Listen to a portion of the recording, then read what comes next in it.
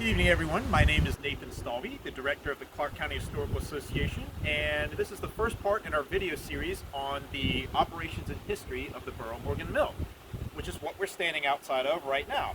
This is the crown jewel of the Historical Association, and it was built between 1782 and 1785 as a joint business venture between General Daniel Morgan and Lieutenant Colonel Nathaniel Burwell.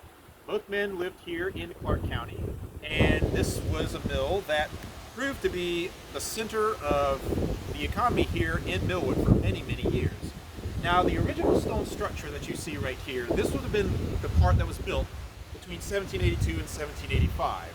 The upper level, which you see with the green siding there, that was actually added in sometime shortly after the Civil War, because the mill was starting to produce even more wheat, cornmeal, grain to be sent all over.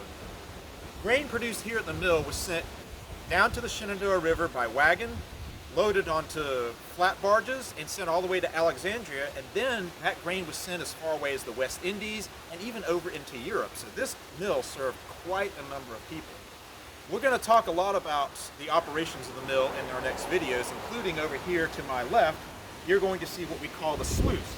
Now, this is the water that actually feeds the mill. The mill is completely water powered. There is no electricity in there except for the lights, so all the stones are being ground by a water wheel powered by water that is fed into the mill, a dam downstream, which we will also learn about a little bit later. The mill was a commercial mill up until about 1953, when the corner of the wall collapsed and led to the mill just falling into disrepair. The Clark County Historical Association took over control of the mill in the late 1960s and restored it to its former glory. Looking at original designs from the early 1700s, what you're going to see here inside eventually is going to look a lot like it did back in the late 18th, early 19th century. We still grind on the weekends, and we still grind grain just as they did in the 18th century. So we hope you'll join us for the rest of the video series as we look at more about the operations and history of the mill.